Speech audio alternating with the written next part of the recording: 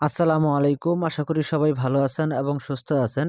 আজকের ভিডিওতে দেখাবো কিভাবে স্কুল অ্যাডমিশন অ্যাড পোস্টার তৈরি করবেন। সো বন্ধুরা, ভিডিওটি একটু স্কিপ করবেন না।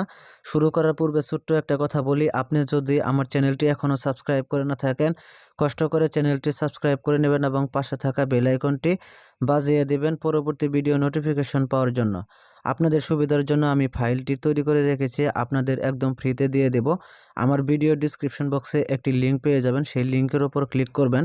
ক্লিক করার পর আপনাকে একটি ফর্ম দেওয়া হবে, সেই ফর্মে আপনাকে 6 ডিজিটের পাসওয়ার্ড ব্যবহার করতে হবে। সেই পাসওয়ার্ডটি পাবেন কোথায়? এই ভিডিও থেকে আপনাকে পাসওয়ার্ডটি সংগ্রহ করতে হবে। এখানে একটি পাসওয়ার্ড দেখতে পাচ্ছেন, এই পাসওয়ার্ডটি সহ আরও মোট 5টি পাসওয়ার্ড এই ভিডিওতে রয়েছে। আপনাকে কালেক্ট করে সেই ফর্মটি পূরণ করে পিএলপি ফাইলটি ডাউনলোড করতে হবে। দেন পিকজেল ল্যাব অ্যাপ্লিকেশনটি ওপেন করবেন। পিকজেল ল্যাব অ্যাপ্লিকেশনটি ওপেন করার পর আপনার সামনে ঠিক এরকম একটি ইন্টারফেস শো করবে। এখানে পিএলপি ফাইলটি আপনাকে ইম্পোর্ট করতে হবে। কোথা থেকে ইম্পোর্ট করবেন, কিভাবে ইম্পোর্ট করবেন? এখানে 3 ডট মেনু বার দেখতে পাচ্ছেন, এখানে একবার ট্যাপ করে দিবেন। ট্যাপ করার পর ডাইনে অনেকগুলো অপশন পেয়ে যাবেন। এর মধ্যে এখানে যে অপশনটি দেখতে পাচ্ছেন ওপেন পিএলপি ফাইল, এখানে একবার ট্যাপ করবেন।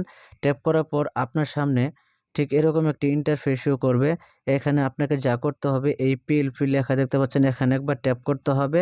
তো ট্যাপ করার পর আপনাকে গ্যালারিতে নিয়ে যাবে। আপনি কিছুক্ষণ আগে যে পিএলপি ফাইলটি ডাউনলোড করলেন, অবভিয়াসলি ডাউনলোড ফোল্ডারে থাকবে, সেখান থেকে ইম্পোর্ট করে দিবেন। আমার এখানে ইম্পোর্ট করা আছে, আমি এখান থেকে সিলেক্ট করে দেব। ব্যাগে চলে আসছি, দেন এখান থেকে আমি সিলেক্ট করে আনছি, দেন ওকে ক্লিক করে দেব।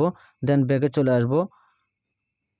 আসার পরে দেখেন ভিউয়ার্স, এখানে কিন্তু আপনি A to Z কিন্তু চেঞ্জ করতে পারবেন, সব কিছুই আপনি চেঞ্জ করে নিতে পারবেন। এখানে যা কিছুই আছে সব কিছুই আপনি চেঞ্জ করে নিতে পারবেন। দেন সব কিছু চেঞ্জ করা হয়ে গেলে এখানে আপনি যা করবেন, এখানে এটি সেভ করতে হবে। তো সেভ করতে হলে আপনাকে জাস্ট এই সেভ অপশনে ক্লিক করে দিতে হবে। তো ক্লিক করার পর আপনার সামনে ঠিক এরকম 3টি অপশন চলে আসবে। আসার পরে এখানে সেভ এস ইমেজে ক্লিক করে দেবেন। ক্লিক করে দেওয়ার পরে আপনার সামনে ঠিক এরকম একটা ইন্টারফেস শো করবে। এখানে সেভ টু গ্যালারিতে ক্লিক করে দেবেন, তাহলে কিন্তু এটি সেভ হয়ে যাবে। তো সবার সুস্বাস্থ্য কামনা করে এই ভিডিওটি এখানে শেষ করব। তার আগে আরও একটি কথা বলি, আপনি যদি আমার চ্যানেলটি এখনও সাবস্ক্রাইব করে না থাকেন, কষ্ট করে চ্যানেলটি সাবস্ক্রাইব করে নেবেন এবং পাশে থাকা বেল আইকনটি বাজিয়ে দেবেন। এই ভিডিওটি যদি ভালো লেগে থাকে অবশ্যই লাইক দিবেন, কমেন্ট করবেন। আপনার কমেন্টের উপর নেক্সট ভিডিও বানাবো। আবার দেখা হবে নতুন কিছু নিয়ে। সেই পর্যন্ত ভালো থাকুন, সুস্থ থাকুন। আল্লাহ হাফেজ।